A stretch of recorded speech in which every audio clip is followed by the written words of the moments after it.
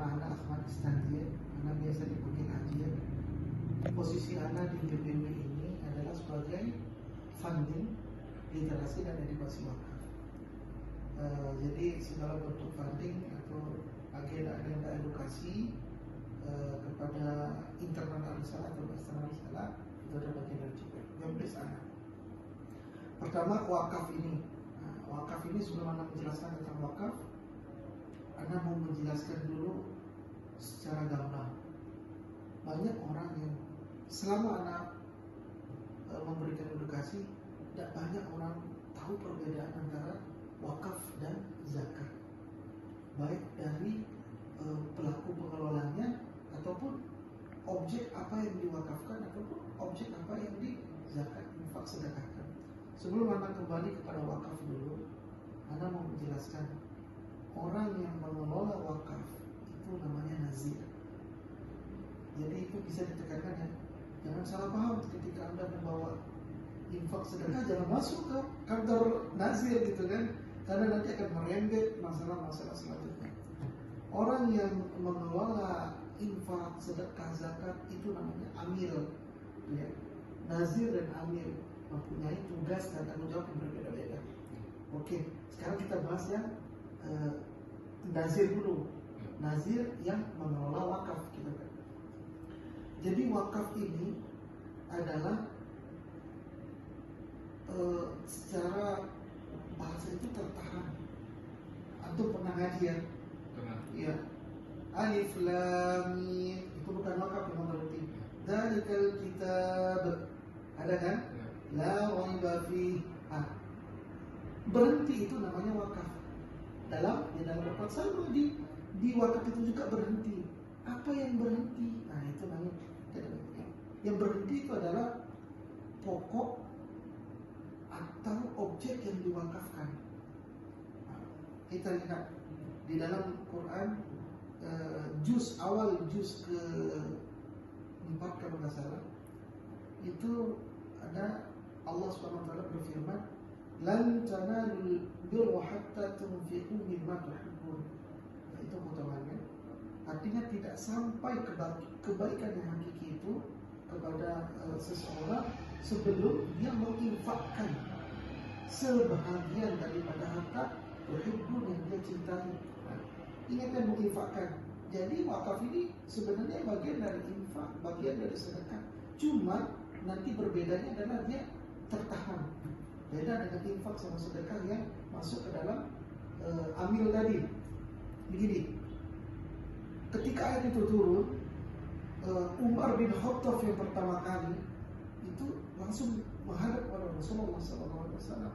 Ya Rasulullah, saya ingin menjadi bagian dari orang yang mendapat albir, kebaikan yang tadi. Dan kata Allah juga tadi,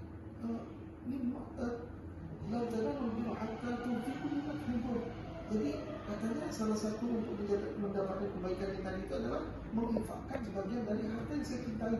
Saya mempunyai kebun di Bukhara yang kebun korma, ini kebun korma yang sudah tumbuh ya, bukan kebun yang gersang. Saya ingin menginfakkan itu. Jangan, tahan pokoknya, berikan manfaatnya kepada umat. Di sana para ulama berpendapat bahwa ketika Rasulullah mengatakan tahan pokoknya, itu artinya infak yang berbentuk wakaf. Artinya ketika kebun itu sudah diwakafkan, jadi kebunnya nggak boleh disalurkan. Jadi kebunnya harus tertahan, tidak boleh berkurang tanahnya sedikit pun. Jadi apa dong yang disalurkan? Manfaatnya. Jadi wakaf itu adalah secara bahasa menahan pokok atau objek yang diwakafkan, yang diberikan oleh donatur namanya wakif, yang diberikan oleh wakif kepada nazir atau mengelola wakaf itu untuk menahan pokoknya, mengelola pokoknya, dan menyalurkan manfaatnya. Oke, terbalik kan? Jadi begini, nazir ini atau pengelola wakaf ini mempunyai 3 ruang. Pertama, menerima. menerima wakaf tadi, yang kedua mengelola, yang ketiga menyalurkan. Kalau amin, orang-orang yang menjadi amin itu cuma dua ruang saja. Ketika datang sebuah harta yang diinfak atau disedekahkan, mereka menghimpun kemudian menyalurkan langsung. Jadi menghimpun dan menyalurkan. Jadi uang 100.000 yang diinfakkan atau disedekahkan, 100.000-nya langsung disalurkan. Kan begitu, itulah infak sedekah kan? Tapi kalau wakaf tidak. Ketika datang uang 100.000, dia masuk ke dalam lubang penerimaan tadi, dia tidak langsung ke penyaluran yang 100.000 tadi itu, karena haram hukumnya wakaf itu berkurang. Jadi dia masuk ke pengelolaan. Jadi 100.000 tadi dikelola. Habis dikelola mempunyai keuntungan 115.000 misalnya kan ya. 100.000 dia tetap dia nggak boleh disalurkan. 15.000 yang disalurkan, itulah wakaf. Nah, jadi paham ya? Saya sedang menjelaskan secara contoh daripada secara teori, tapi tetap teori anak akan jelaskan. Tapi anak kan analogikan, ini loh wakaf. Kalau yang bukan wakaf ya, infak sedekah ya.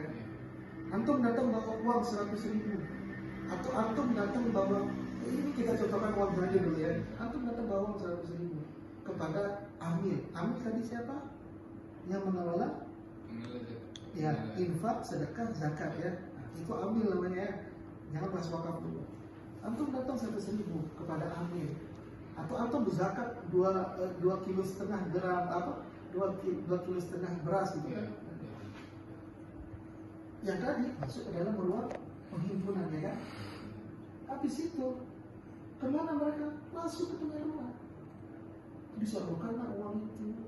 Kalau uang itu untuk bayar untuk bayar sekolah anak yatim misalnya kan, untuk misalnya ada yang untuk bayar listrik di masjid gitu kan, atau untuk membelikan sembako bagi orang miskin.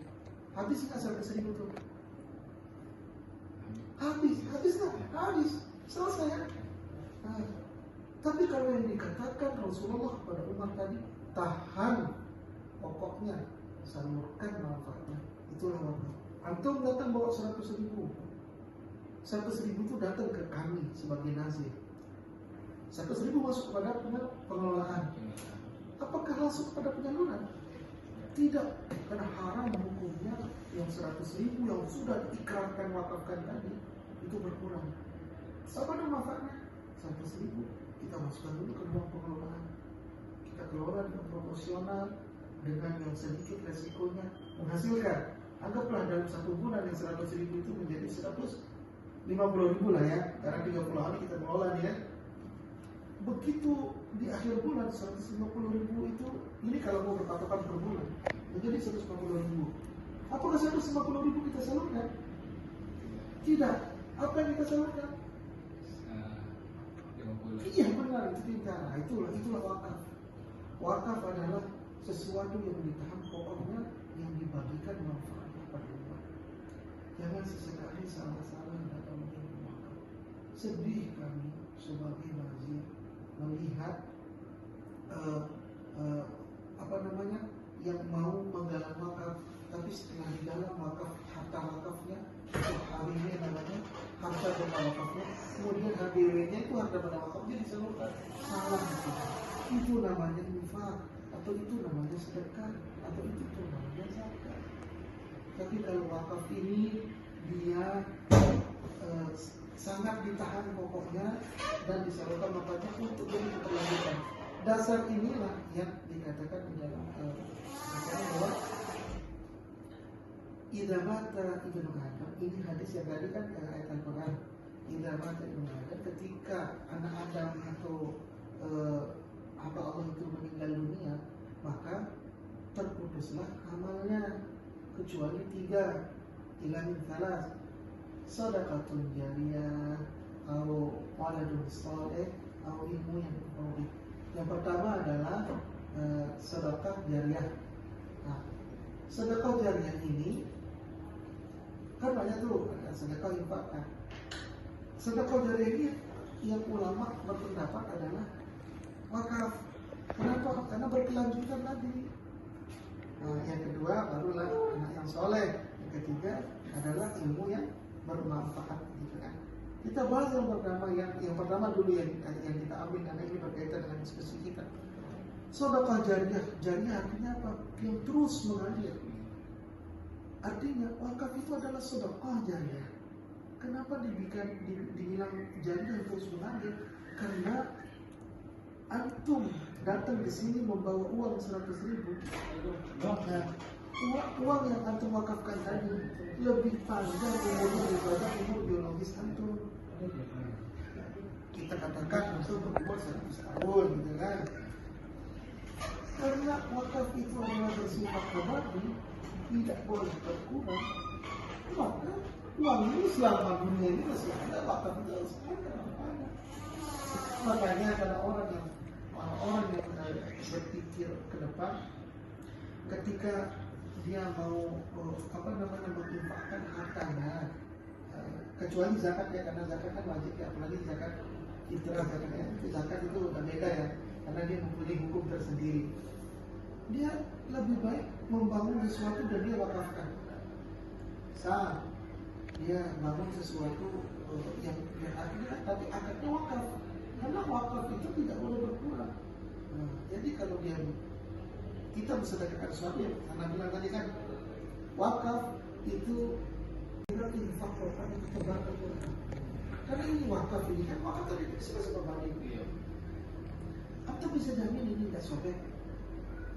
Ya oke, bangunan juga akan rusak kalau kita bumi, tapi kan masih bisa kita kan. Tapi kalau ini, jadi gini, nazir itu yang mengelola wakaf itu adalah mempunyai sesuatu yang bisa di handle resikonya. Ya, jadi kalau yang ini diwakafkan, nazir berat menjaganya, terlalu cepat untuk rusak. Jadi alangkah baiknya kita juga sebagai nazir berpikir mana nih wakaf yang jadi kemanfaatnya tidak. Itu kan ya. Dasarnya tadi, dasar wakaf tadi itu di awal di juz keempat yang sudah kata. Terus dari hadis tadi kenapa landasan untuk wakaf itu dari hadis tadi ada itu hadis riwayat Bukhari Muslim. Ya, itu yang kedua. Kemudian yang terakhir adalah wakaf ini banyak jenisnya. Pertama ada wakaf uang dan ada wakaf melalui uang. Wakaf uang, wakaf pertama kita bilang dulu wakaf melalui uang. Ya, wakaf melalui uang begini. Ada proyek mau pembebasan lahan di Arisala seluas 1 hektar. Tanahnya sudah ada. Tinggal kita sekarang mau melihat ada orang yang mau berwakaf dan gimana. Jadi ketika tanahnya sudah ada, tentu antum yang datang itu tidak membawa tanah kan, membawa uang. Tapi ingat, bukan uang yang diwakafkan. Uang ini hanya sekedar melalui saja untuk membeli tanah tadi. Ketika antum datang membawa uang, boleh saya pakai uang ini untuk membeli tanah yang sesuai antum minta tadi, ya kan? Itu namanya wakaf melalui uang. Antum ingin berwakaf sumur, tapi antum nggak bawa gali-galian bawa tanah, tapi antum bawa uang buatkan isi sumur, itu namanya wakaf melalui uang. Artinya uang yang antum bawa itu bukan wakaf ya. Jadi itu hanya perantara saja untuk antum wakaf yang antum wujudnya. Antum pengen ikut berwakaf pembangunan masjid, tapi tidak bawa semen karena ribet gitu kan, antum bisa memberikan uang. Tapi uang yang anak terima sebagai nazir ini tidak boleh hanya untuk memberikan yang lain, sesuai dengan amanah antum tadi untuk membangun masjid, berarti untuk pembelian bahan-bahan masjid ya. Itu namanya wakaf melalui uang. Berbeda dengan wakaf uang.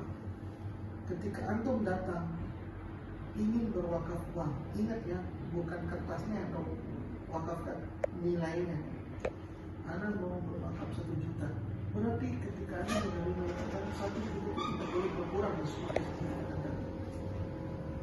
Berarti apa dong yang disalurkan? Apa dong manfaatnya yang 1 juta tadi?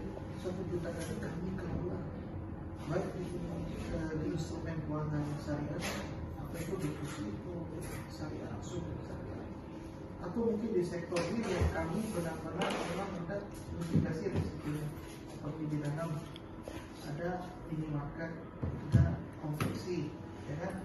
Kami di sana investasi.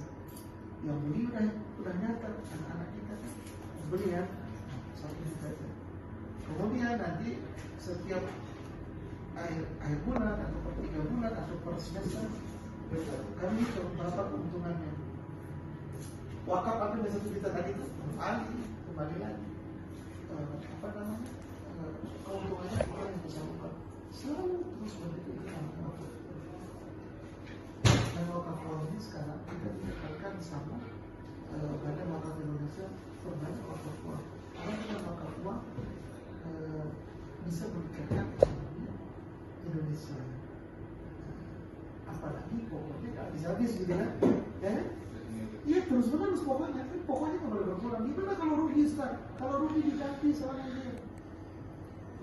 Atau nanti sejuta tadi, kenapa masalah itu mau menjadi jangankan untuk uangnya menjadi 950.000, tapi kurang berapa? 20.000 kali. Ini uang sertifikat selalu ada, rugi diganti, menguntungkan disalurkan. Itu intinya. Jadi wakaf ini adalah sifatnya adalah awet abadi.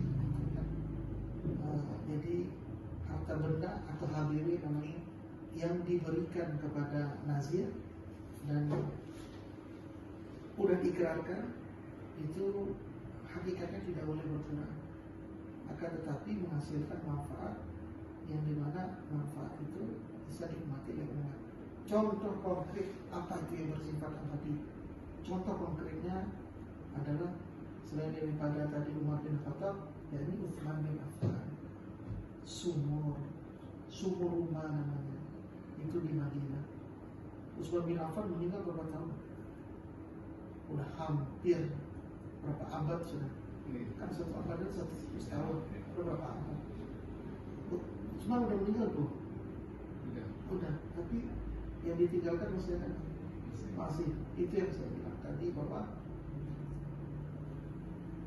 harta benda yang diwakafkan itu lebih banyak menggunakan daripada manusia. Bayangkan Utsman sudah meninggal, sumur yang diwakafkan itu masih ada, mengalir terus ke ladang-ladang kurma dan itu diproduktifkan, ya kan?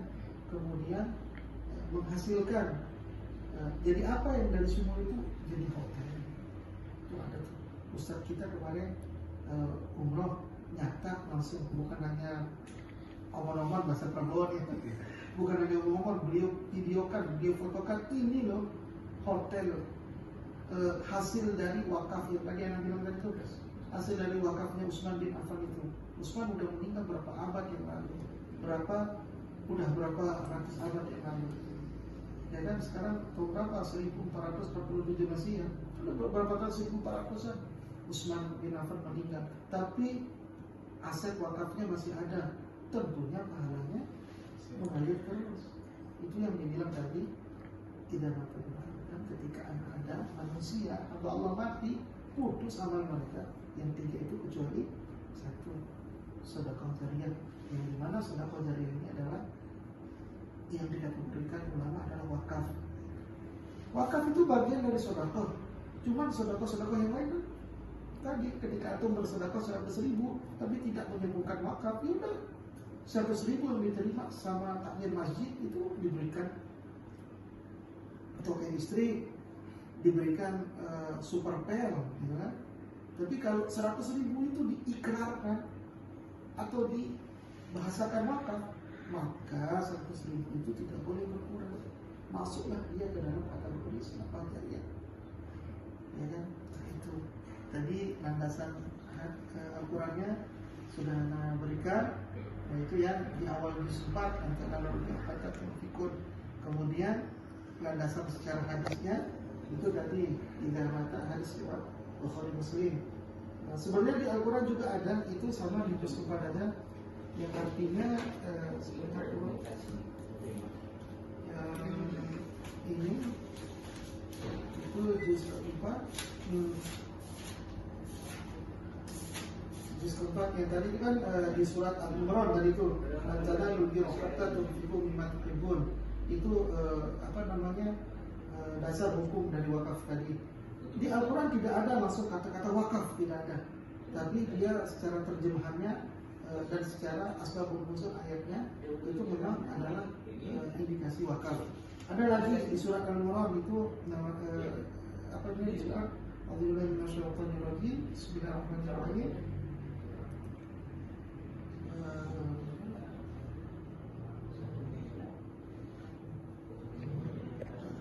Bisa di-pause dulu kita.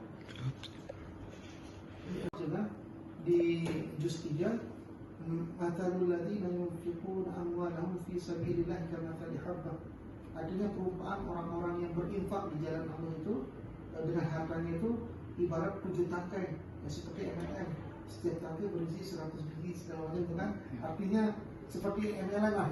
Apa namanya itu bisnis MLM, ini dapat 1 beli 7 gitu kan. Artinya ayat Al-Quran ini yang di surat Al-Baqarah ini di surat berapa ini 261 ini para ulama menafsirkan bahwa ini adalah yang dinamakan wakaf. Artinya bentuk dari jariahnya gitu. Jadi setiap tangkai ada 7 buah, setiap 7 butir ada lagi tangkainya itu mengadakan pahalanya tadi. Nah, itu merupakan yang tadi kata wakaf. Baik dasarnya mungkin nanti dasar-dasar lain bisa terlihat di di namanya BRI. Apa lagi? Mungkin dari situ Ya. Tapi bisa dari keterangan ya jenis wakaf tadi ada wakaf menarik uang dan ada juga wakaf uang. Kemudian dasar-dasarnya sudah tadi apa perbedaan sama infak sedekah itu. Kemudian yang paling terakhir sebelum itu bahwa wakaf ini ada juga 3 jenisnya. Ada wakaf khairi dan ada wakaf kebaikan. Jadi menghasil manfaat wakaf tadi itu untuk semua umat serta ada juga namanya wakaf ahli. Wakaf ahli ini wakaf keluarga saja. Jadi antum boleh merekrut. Antum kalau memberikan infak sedekah kepada lembaga amil zakat, itu lembaga amil zakat menyalurkannya sesuai dengan udah ditentukan di Al-Quran 7 asnafnya. Ada 7 yang bisa tapi kalau wakaf yang bisa menerima manfaat wakaf itu bisa antum disusikan sama kami sebagai nazir. Antum bilang gini, saya mau mewakafkan tanah saya. Ini sudah ada kebun, sudah ada kebun gula segala macam. Tapi manfaatnya untuk anak-anak saya dan cucu-cucu saya. Boleh. Itu namanya wakaf ahli atau wakaf keluarga. Jadi hasil tanah tadi itu, hasil dari kebun tadi itu, anak nggak boleh menyalurkan ke yang lain. Anak menyalurkan kepada anak-anak antum, cucu-cucu antum. Ada juga namanya wakaf, syarat wakaf artinya campuran. Antum mewakafkan tadi kebun tadi kan, 50%-nya untuk keluarga antum, 50% untuk umat itu. Jadi itu bagian dari jenis-jenis wakaf. Mungkin itu aja permulaan. Oke Pak, mungkin sampai sini pertanyaan dan wawancara. Sekian